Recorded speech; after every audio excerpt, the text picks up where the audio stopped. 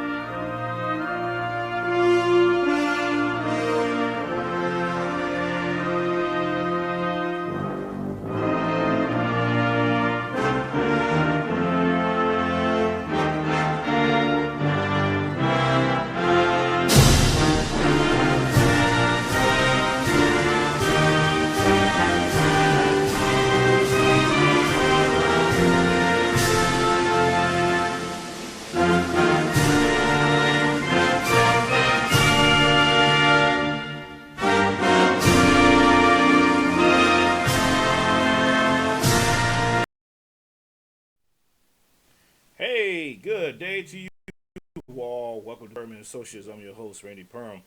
And hey, hope y'all had a great weekend and you got a chance to relax and do all that good stuff.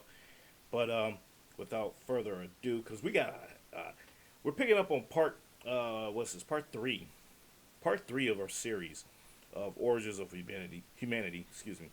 And I got Tiffany Jones back with us to kick it off. You know, it's been a great series thus far, and so I'm thoroughly enjoying it as well as she is. And so, without further ado, Tiff, how you doing? Welcome I'm back. doing great. Thank you so much for asking. How are you? I am great. I see California is still intact and part of the continental United States, unfortunately, but that's fine. Of course. You know No. we'll always be here. Come on. We've Yeah, got so much money here. We can't float off. yeah, I know, right? I know. How's everything going out there in Los Angeles? And I'm adding a T to that as Um, Lost Los Angeles. it's still, our humidity is rising. It's very odd that Hmm. we have so much humidity now, but it's August. We'll probably be, oh, I'm sorry, it's September, right? September. Yeah, we're in the middle of September now. I don't know. don't We just, don't throw me back into August, please, because that was brutal.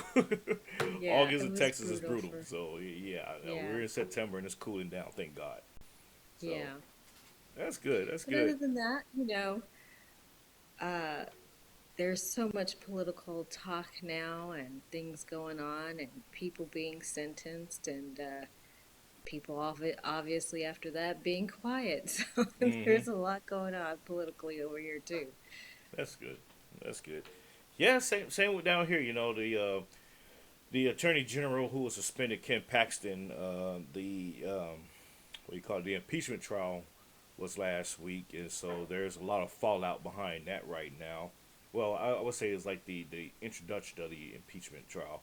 It's still going on, but there's been some fallout behind that, and there's a call for the speaker of the House to be censored now, and so because he's supporting it, and a lot of Republicans are not really in favor of it, but they're kind of like towing the line of the political elite versus listen to the constituency, and it's just a whole bunch of mess right now, and it's all happening right up the block. So I've been trying to stay away from that, away from I that know, but sector for now. somehow you get pulled back in, right? True, you do. But I've been successful in staying away. Kind of Oh, good. staying low key.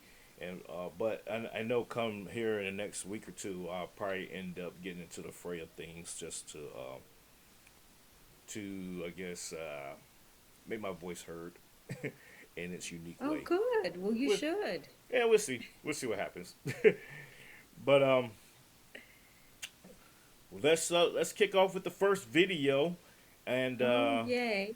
and we'll get into it from there because it's a lot, and tonight, ladies and gentlemen, tonight's theme, although we're talking about the origins of humanity and looking at how we traversed history as people, breaking up into different tribes, breaking up into different ethnic groups and everything else from the post-flood era.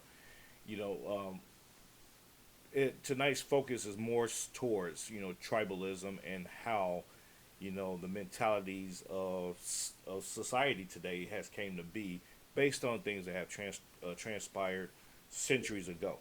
And so this is where we're going tonight with Origins of Humanity series part 3, with many more series to come. So y'all kick back, get your notebooks out, get your textbooks out, and enjoy. So here we go. Welcome to the Unraveling the Scriptures channel. Among the descendants of Noah's grandchildren and great-grandchildren, we encounter the lineage of Cush. Who was this character mentioned in the sacred scriptures? In this video, I will delve into the figure of Cush and explore 3 of the main kingdoms that emerged from his descendants. On the banks of the Nile River, in the heart of Africa, flourished a civilization shrouded in mysteries and remarkable achievements. Recognized as the Kingdom of Cush, this legendary empire left a lasting legacy that resonates through the ages. Get ready to embark on a journey of discovery and understanding as we witness the impressive dawn of African history through the eyes of the 3 kingdoms of Cush. The 3 kingdoms of Cush and the Cushites in the east. The name Cush holds multiple meanings, referring both to skin tone and to a geographical region associated with the descendants of the biblical character Cush. Cush is a term that likely refers to black, dark-skinned, or simply dark, connecting to the descendants of the African continent, particularly from the regions of Sudan and Ethiopia. Cush played a fundamental role in repopulating the world after the flood. He was the eldest son of Ham and one of Noah's first grandchildren, entrusted with giving rise to diverse peoples and colonizing the New World after the destruction of the pre-flood ancient world. From the lineage of Cush arose various nations, peoples, and numerous tribes. Among these peoples, one of the most prominent is the historical kingdom of Sudan, which in antiquity was known as the Kingdom of Cush, directly referencing the lineage of Cush, the son of Ham. This kingdom stands as tangible evidence of the link between biblical history and geographic history. The Kingdom of Cush had 2 main urban centers, Napata and Meroe. Napata was the initial capital, and the kings of Cush were often buried in pyramids in Napata. Later, the capital was moved to Meroe, a city further south. Similar to the ancient Egyptians, the Cushites built pyramids to honor their rulers and notable figures. The Cushite pyramids have their own distinct characteristics, differing from the Egyptian pyramids with steeper angles. The geographical location of Cush granted it an important role in trade between the Mediterranean, Sub-Saharan Africa, and the Middle East. They controlled crucial trade routes crossing the desert, which brought them considerable wealth. This relationship between the land of Cush and its descendants is also mentioned outside of the Bible, where the people of the region themselves referred to their land as the land of Cush, thus honoring their biblical ancestor. The book of Genesis confirms that Cush was the son of Ham who became the father of African peoples, solidifying his importance in genealogies and the dispersal of peoples after the flood. Within ancient Jewish traditions, the term Cush is consistently associated with African peoples and is related to nations in Africa, such as Ethiopia and the region that was known as Nubia in antiquity. In the Bible, there are various references to the descendants of Cush, as well as to the descendants of all of Ham's sons. This includes frequent mentions of the name Canaan. The Canaanites, for example, were rivals and enemies of the Israelites. An intriguing curiosity about the Nubian people, who are descendants of Cush, is that they often served as rivals to the ancient Egyptians while also maintaining a friendly relationship with them. Remarkably, they even established a dynasty of pharaohs of Cushite origin, meaning Nubian origin. These pharaohs are known as the Black Pharaohs, not only because the ancient Egyptians themselves were of African origin, but due to the notable differences in skin tone and features between the Egyptians and the Nubians. In ancient Egyptian sculptures, Egyptians are often depicted with a tan skin tone, while Nubians and Kushites are represented with a darker skin tone. This artistic distinction highlights the differences in physical features between these groups. Another ancient kingdom with roots in the lineage of Kush, the son of Ham, and also located on the African continent, is the country of Ethiopia. The ancient Ethiopians are among the world's oldest peoples, a fact supported not only by science but also by experts. It's important to note that the antiquity of peoples is relative and that all cultures have their own histories with different timelines, but Ethiopians in Ethiopia stand out for their long history. One of the most notable periods in the ancient history of Ethiopia is the Kingdom of Aksum, which flourished roughly between the 1st and 7th centuries AD. The Kingdom of Aksum was a powerful state that controlled important trade routes connecting the Red Sea to the interior of Africa. The city of Aksum served as the capital of the kingdom and was known for its impressive obelisks and palace complexes. Ethiopia is one of the world's oldest nations to adopt Christianity as its official religion. In the early 4th century, the Kingdom of Aksum converted to Christianity and developed a unique form of Christianity known as the Ethiopian Orthodox Tewahedo Church. The church played a central role in Ethiopian culture and society over the centuries. Ethiopians are also direct descendants of Kush, much like the Nubians. There are numerous references to individuals with origins in Ethiopia and Nubia in the original Hebrew and Aramaic biblical texts. Determining precisely from which of these two regions an individual hails can be complicated, as the term Kush encompasses both Nubia and Ethiopia. This connection between the peoples of Ethiopia and Nubia as descendants of Kush is a significant part of the genealogies and historical traditions of the region.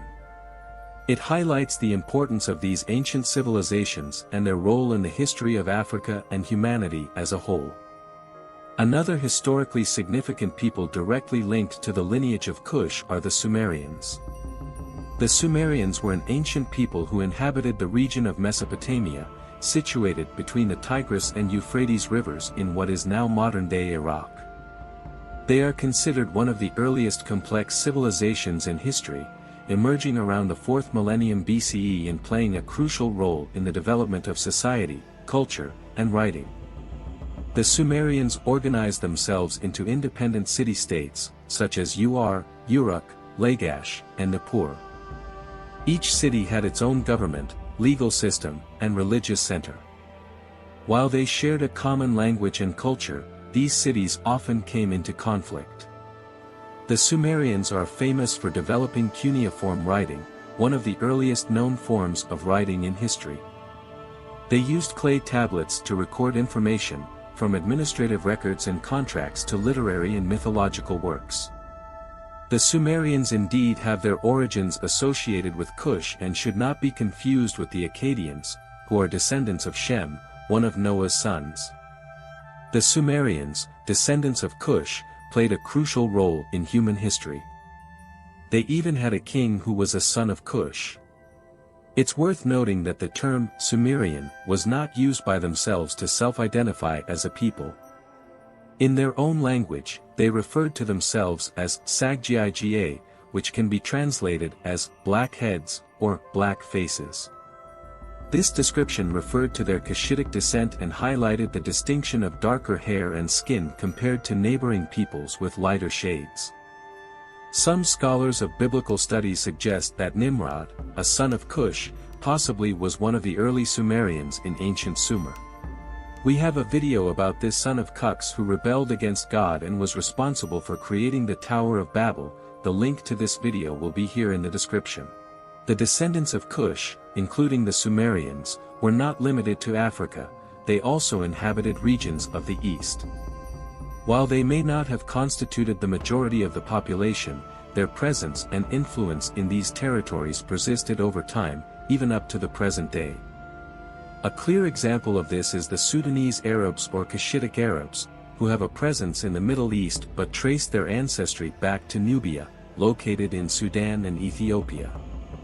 Unlike the Semitic Arab groups, these Sudanese are not originally Arabs but rather Cushitic peoples who migrated and settled in the region and embraced Islam over time. Throughout history, we can identify several Cushitic peoples inhabiting the Middle East. From ancient times, the Kingdom of Sheba, whose people were originally Semitic, mixed with Cushitic peoples, resulting in a culture that is a blend of these influences. The Kingdom of Sheba, also known as Saba, was an ancient civilization that existed in the Arabian Peninsula, in the area that now includes parts of Yemen and Ethiopia. The Kingdom of Sheba was located in a strategic region along trade routes that connected the Mediterranean Sea and the Middle East with South Asia and East Africa. As a result, the kingdom thrived by controlling and taxing the trade that passed through its lands. One of the most famous stories associated with the Kingdom of Sheba is that of the Queen of Sheba and King Solomon of Israel. According to both biblical and Islamic traditions, the Queen of Sheba visited King Solomon in Jerusalem to test his wisdom and knowledge. There are discussions about the origin of the Queen of Sheba, who visited King Solomon in the biblical narrative.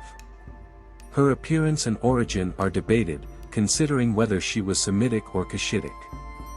These cultural and ethnic mixtures often result from geographical proximity and factors like alliances between different groups. The history of the ancient Kingdom of Sheba is a notable example of how the interaction between Cushitic and Semitic peoples resulted in a unique and complex culture. If you are familiar with the history of these three kingdoms from the lineage of Cush, the character Cush, and the meaning of his name, and if you have knowledge about which nations this lineage refers to, please share in the comments. Also, feel free to suggest other characters and kingdoms from the scriptures that you would like to learn more about in future videos. See you soon. All right, ladies and gentlemen, that was quite interesting. A different take as to how African, or I should say ancient Egyptians were depicted as Africans originally, and not, a conglomerate of what we now know as Mediterranean people. So, and some of which has, I guess you could say, migrated or kind of like merged their way up into Egypt from Ethiopia, as it was depicted here. So, Tiffany, your thoughts? Oh, you're gonna say my thoughts now, huh? I'm glad in this video that we got a chance to understand that Ethiopia was like the oldest and civilization. I thank them for doing that because we have been, or Ethiopia has oldest civilization, and a lot of people don't know that. A lot of people don't know a lot about Africa and the African culture and what it really brings.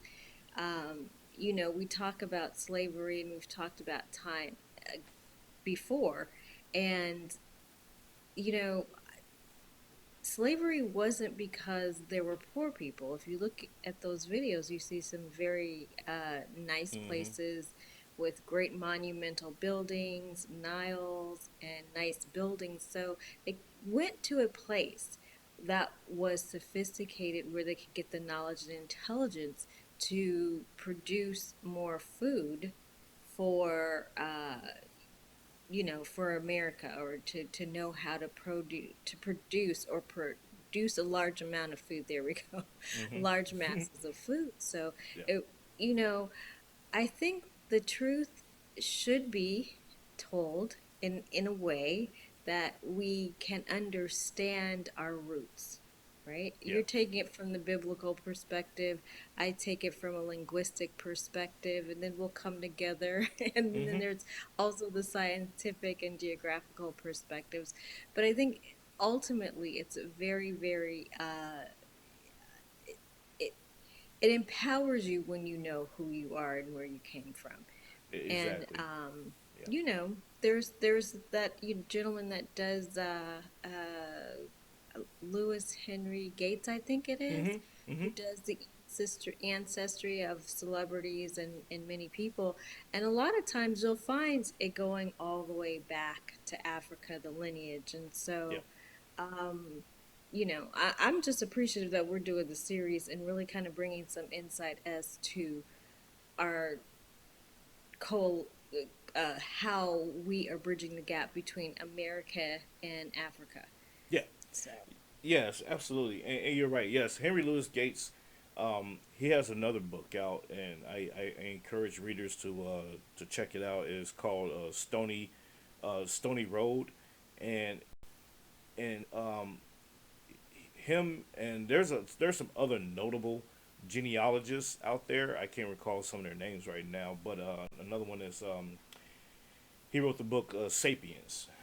We talked about that last week, and so they're out there and they have this plethora of knowledge of how humanity came about, how they separated, and and they were relatives. They just had different visions, different ideas, and they just said, what, you go that way, I'm gonna go this way, and we'll meet again on the battlefield, and that's the way it was. And so this is how we form the tribalistic mentality. And later on in this program, ladies and gentlemen, we're going to get into more about tribalism and how it affects our politics today, and in terms of not so much the red and versus blue thing, but just overall ideology. You have your secularist views of politics, and you have your religious views of politics, and how they're both a divergence and a convergence of where we are as a society, not an American society, but a global society. And it's all interesting because it spells out to me, anyways, that when you have a different idea, and although you may be of the same blood, the same lineage, and everything, that you tend to create your own tribe. You hear the term all the time. I vibe with my tribe. And you're talking about looking for like-minded people, or you're hanging around like-minded people, and you say sometimes we'll also say family, yeah, family or blood, may be that, but I identify or I have friends that are more closer to me like family than my family. So all these things play a integral part in how we see not only ourselves but how we see other people.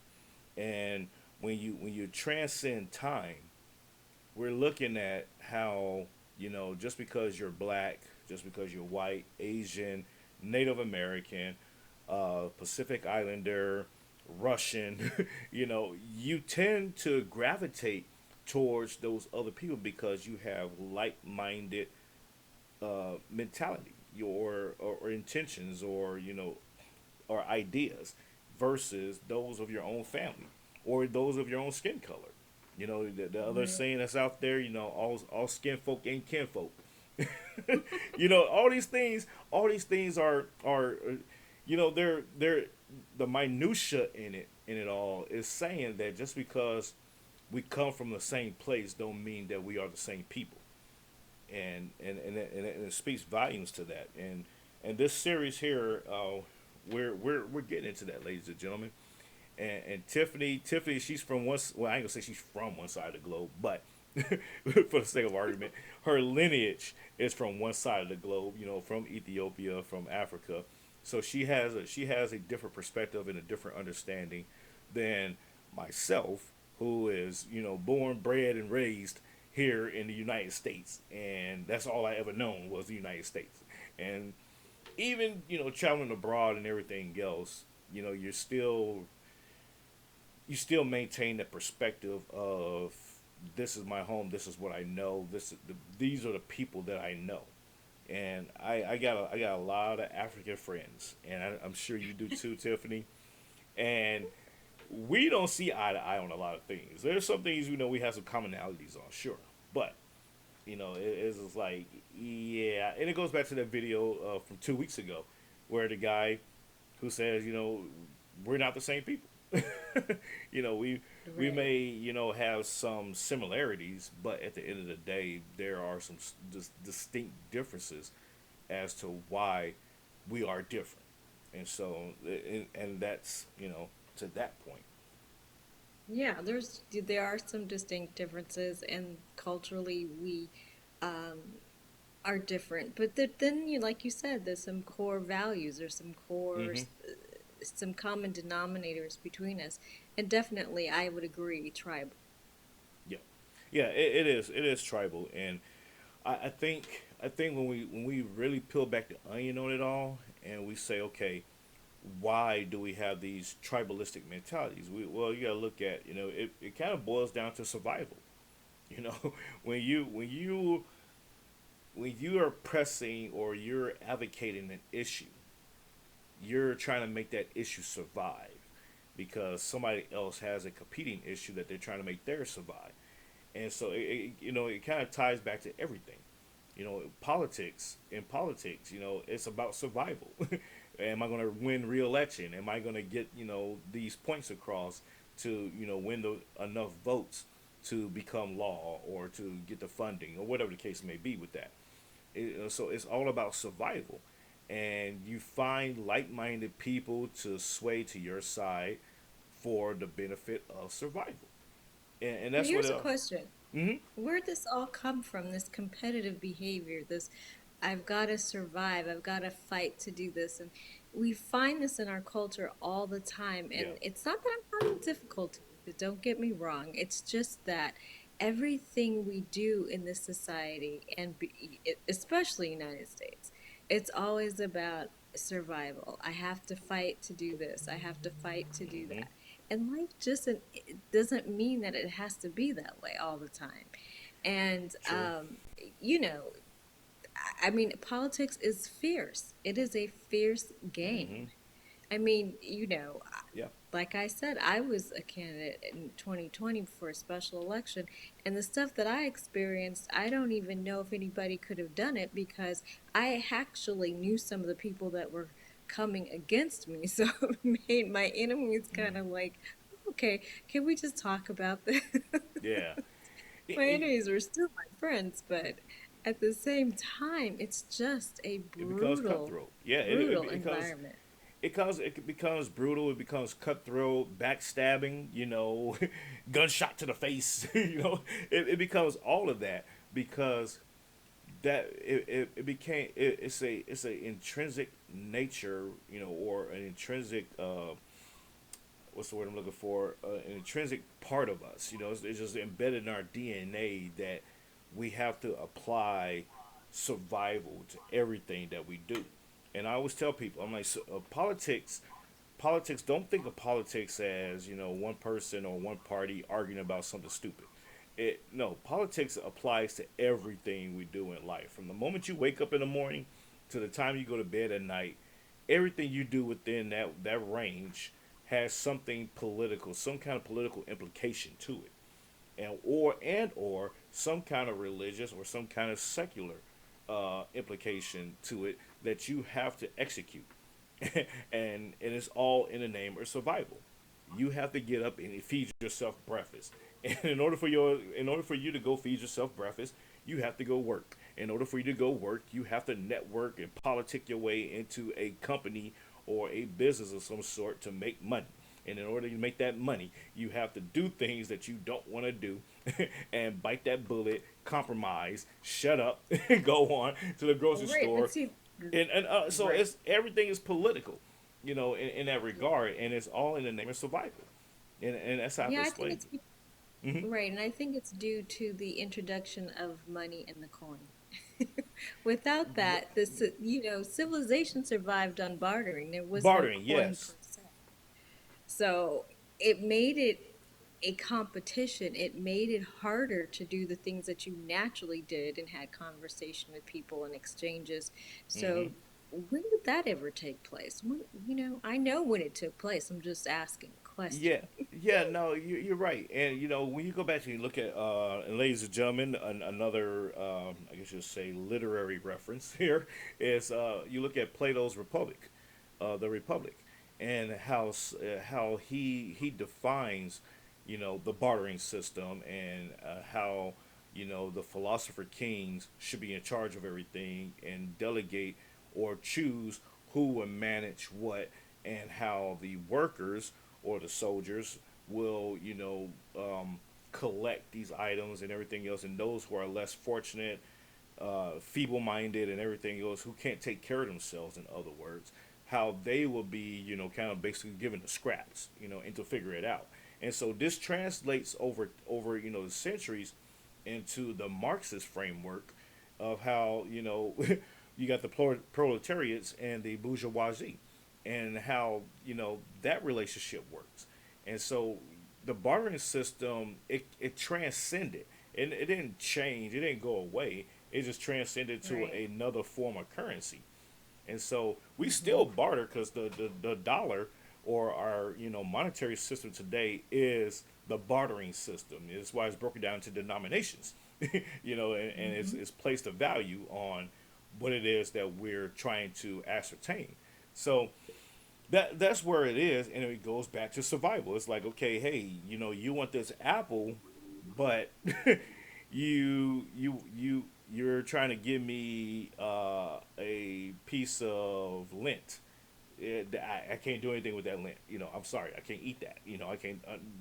So we gotta have some kind of co-equal, trade here. Well, That's I think beneficial it's to a both very of us. Hmm. right. I think that's a very masculine energy, though. Like we gotta survive, we gotta kill, we gotta fight. And I think with definitely with women or feminine energy, you don't, it's not like that. You try to come together through conversation, dialogue, come up with a myriad of solutions. It's Yeah. you do business with men, it's like, oh, let's talk about the water guns, and my water gun is bigger than your water gun. And how did you get? Women are not concerned about that. We just want the job done. You're right, Sometimes, and I'm looking at the author's name right now, so the audience can go and check out that book, because you're right, from a female perspective or a feminine perspective. I can't even say female, because there are the he she's or the beta males out there that will fall more so in alignment with the female trait of how to conduct things. And the hold on, I'm gonna get it to you right now. Author.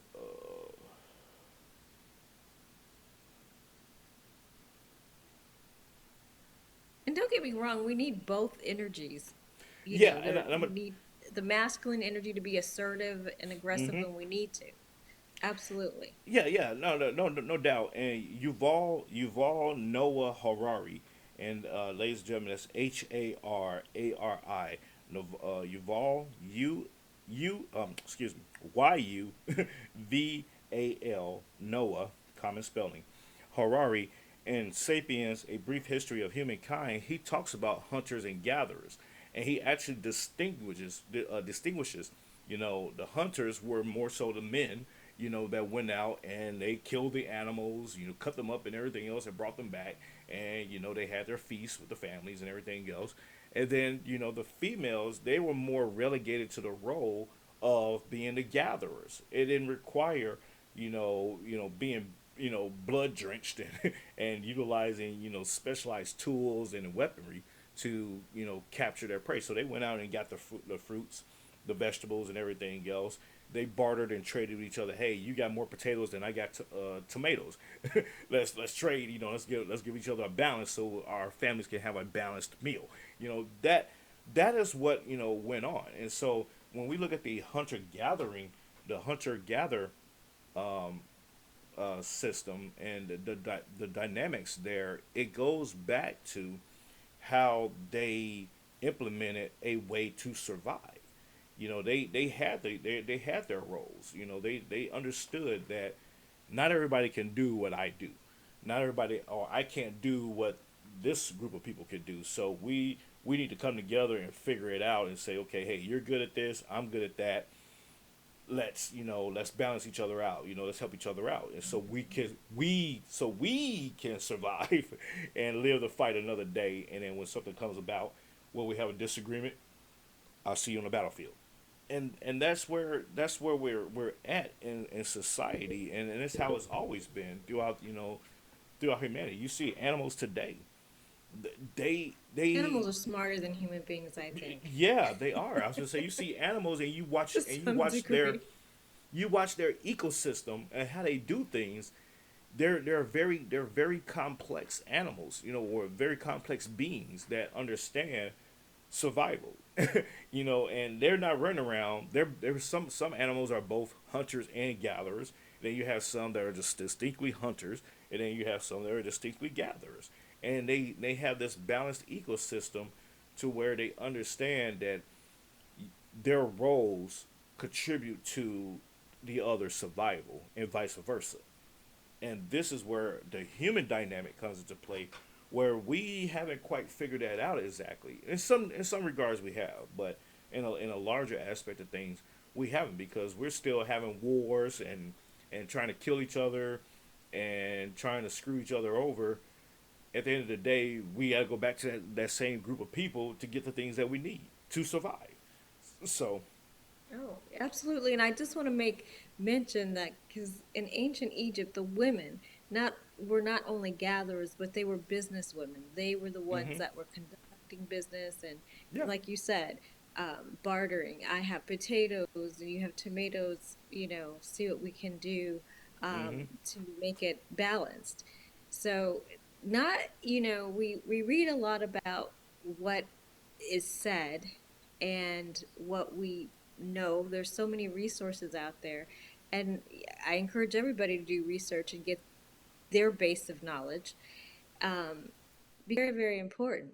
Women played a vital role in society back in ancient Egyptian times, and critical now. You see women rising in politics, you see women doing a lot, and I think that's the direction that we're really going to go in and be going in the future, with hmm women more empowered or in these positions of power. yeah. No, I agree with you. I totally do. And and that's the thing that a lot of I would say male chauvinists don't understand, is that it's great for all men to be in a room and we call the shots and we say, this is how things are going to be. But there is that requirement that there that a woman's perspective or their hand in things is necessary in order for that Pacific plan to work.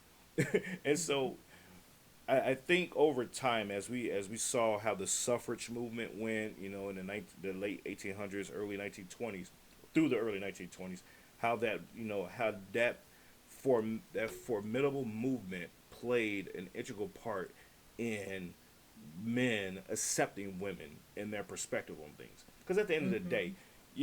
even when men were dominating the field in everything, in every aspect of life, they still went home and they conferred with their wives or with their spouses about things. They was like, honey, the guys are talking about doing this, and I just don't know what to do. It's a tough call to make. And she'll be like, well, you should do this, this, and this, or you should shut up and say nothing and let the plan fail. And when it fails, you will step up and say, hey, I have a better idea, and this is why it will work. Right. Oh, honey, you're so great. I didn't think of that. And now go make me a sandwich. And she would shut up and go make a sandwich. And that was the end of it.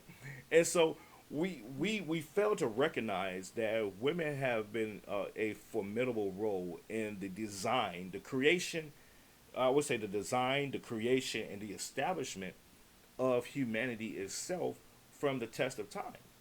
And I say that in all sincerity, that women have not been given their due credit in that regard. The founding fathers, they conferred with their spouses before they just woke up and walked out the house with their rifles and said, "We finna go shoot these redcoats, honey. Hey, here's the books. Here's how this is how many slaves we own.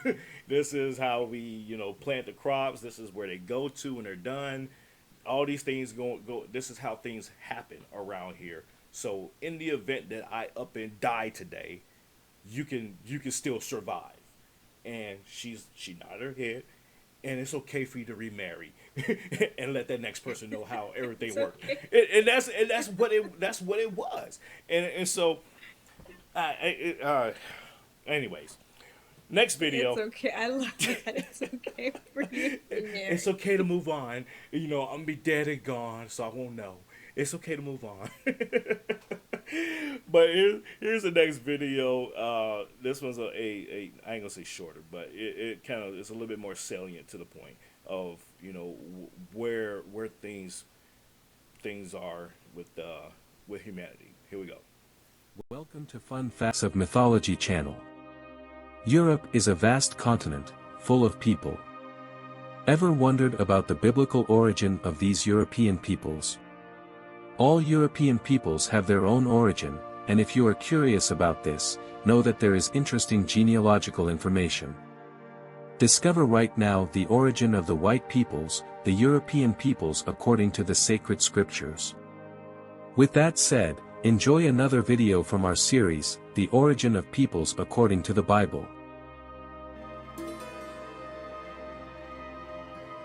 Europe is home to many countries including Germany, Austria, Poland, Hungary, France, Italy, Romania, among others. Did you know that the sacred scriptures mention the origins of European peoples? Biblical texts cite the names of the ancestral ancestors of certain European peoples in chapter 10 of Genesis. If you didn't know that, the sacred scriptures are sources that interpret these texts, taking into account the symbolism presented, the origins, regions and countries of characters and peoples. In the case of European peoples, we find several mentioned in the sacred scriptures, but mainly the Greek people and the Macedonian people, who are direct descendants of one of the sons of Japheth. With this, we already have an idea of who is the ancestor of the European peoples. Just as Javan, son of Japheth, is considered the ancestor of the Greeks, so we may infer that Japheth, according to ancient genealogies, Jewish interpretations and other books, and the general opinion of ancient Semitic peoples, is the origin of Europeans. All these sources point to Japheth, son of Noah. The name Japheth has meanings such as beautiful, pale, enlargement, or simply multiplication. Biblically, European peoples are called Japhethite peoples or Japhet peoples. In addition, linguistically, the European language family, including English, German, Russian, Ukrainian and several others, is also known as the Japheth language family, in reference to the ancestor of the European peoples. The sacred scriptures addressed the ancestors of European peoples in chapter 10 of the book of Genesis and also in the book of Chronicles. In them we find Japheth's lineage, his 7 sons, and his grandsons. Through the names of Japheth's sons and grandsons, we can decipher the origins of ancient Europeans.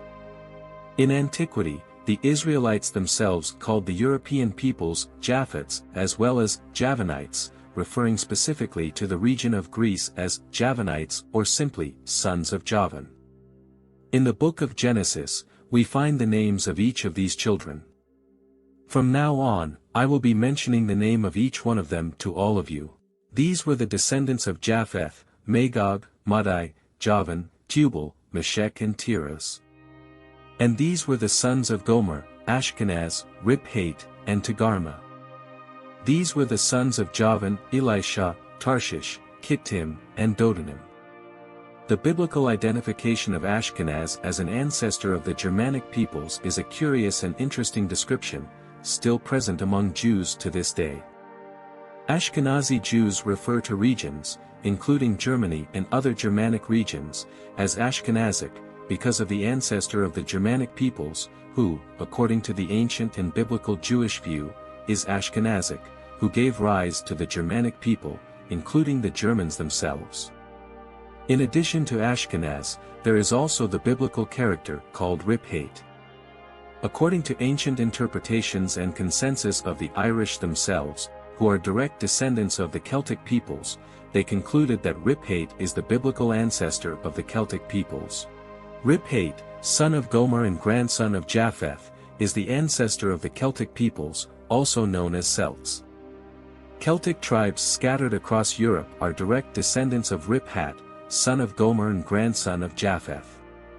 In addition to the descendants of Rip-Hat, we find other sons of Japheth always related and seen as European peoples or regions of Europe, or peoples genetically related to Europeans. For example, we have the mention of Madai in the biblical text, who is interpreted as one of the sons of Japheth and refers to the nations that settled in the region of Iran, the Aryan or Iranian peoples. Biblically, the people called Madites are represented by the Medo-Persians. Note the similarity between the terms Medo and Madai, due to the origin of these peoples. Madai was the progenitor of the Mad-Dai tribes, which include the Medo-Persians, the Parthians, and many other peoples of ancient Persian ancestry, all of whom traced their Madai origins through Madai, son of Japheth. Another name that calls our attention in Genesis 10 verse 2 is the name Magog. We also have the names Tubal and Meshech. Tubal and Meshech are considered the ancestors of Russian, Ukrainian and other Slavic peoples. Slavic peoples are descendants of these three biblical characters. It is consensus among scholars of biblical genealogies and nations that Russia and Ukraine are the lands of Gomer and Magog, as Tubal and Meshech are their biblical ancestors. This is of paramount importance for us to understand the apocalyptic prophecies present in the book of Revelation, in the Old Testament in Daniel, Ezekiel, Isaiah and other books of the sacred scriptures. It is important that you know about each of these peoples, their names and their ancestors. For example, Magog, Tubal and Meshech are the biblical ancestors of the Slavic peoples. Ashkenazes is the father of the Germanics, but it is crucial not to confuse the Germanic peoples with the Slavic peoples. We have already discovered the ancestry of some groups of European peoples who are genetically related, all of whom are white peoples in Europe. Another biblical character that draws attention in the sacred scriptures is Tiras, who is considered the ancestor of the Italian peoples due to his relationship with the Etruscans. The Etruscans are one of the peoples that make up the ancestry of the ancient Italians. The ancient Romans, descendants of the Etruscans and other Javanite peoples, have an interesting curiosity about Javan, son of Japheth. Javan did not only give rise to Greek peoples, but also other peoples related to Greeks who were not Greeks but had a connection with them. It is fascinating to note that the names of the sons of Japheth have linguistic similarities, although there is differentiation due to Greek, Hebrew and Aramaic. These names bear a striking similarity, with linguistic variations due to the event at Babel, where different languages originated due to the wickedness of men. According to biblical tradition, there is a story that describes the existence of a common language among all human beings, known as Adamite language. According to this narrative, this language would have been spoken by the first human beings, descendants of Adam and Eve. Currently, the world is characterized by a great linguistic diversity. There are thousands of different languages spoken across the planet, and many of them have their own history and evolution. An example of this is modern Greek, which is the language spoken in Greece today. Modern Greek is a variant of ancient Greek, which in turn has been spoken for thousands of years, since classical antiquity. Over the centuries, Greek has undergone transformations and changes in its structure and vocabulary, resulting in the form we know today. Among the children of Javan, we find Elisa, identified as the ancestor of the Greek or Greek peoples. Elisha, grandson of Japheth and son of Javan, gave rise to the original Greeks. The similarity between Elisha and the word Hellenes is evident not only in English, but also in Hebrew and, of course, in the Greek language. Another son of Javan who arouses curiosity is Tarshish, mentioned several times in the sacred scriptures. Tarshish is the ancestral father of the Tartessians, the first inhabitants of the Iberian Peninsula. The Portuguese and Spaniards are descendants of Tarshish. Although they have other Japheth ancestries and an admixture with Semitic peoples, they are originally considered to be descendants of Tarshish, the Tartessians. Tarshish is described as the son of Javan and grandson of Japheth. Another son of Javan, called Kittim, is always associated with the island of Cyprus. Therefore, the Cypriots are descended from Kittim, one of the sons of Javan. The fourth son of Javan is called Dodanim, although some believe that there was a transcription error and that he is actually Rodanim or simply Doranim, due to linguistic differences. He is considered the ancestor of the Dardanoi, an ancient Trojan people. I could spend hours bringing more stories and biblical identifications about the characters and their origins, but I'll leave it to the next video in the series, which will be about the origin of Asian peoples according to the Holy Scriptures. In short, European peoples are direct descendants of Japheth and are called Japheth peoples. Leave your comment on the subject and share the video if possible. See you soon.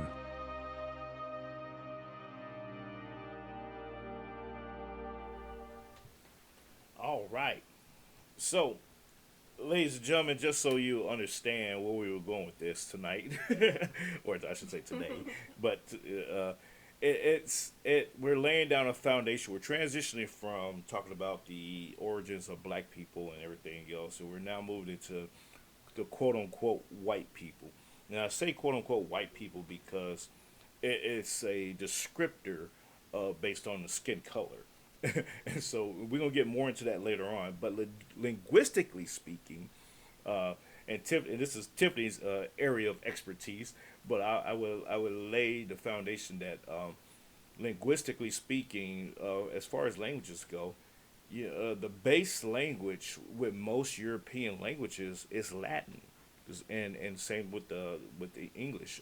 English is part of that too. English is actually part of the European language family. So, but it's Latin. So if you understand Latin or you get to learn Latin, you will see a common denominator in a lot of our words, and how the root words are extrapolated from Latin words. That's how they were able to communicate. As you mentioned, Medi versus Medi and everything else. There was just that understanding of, oh, I know what you mean.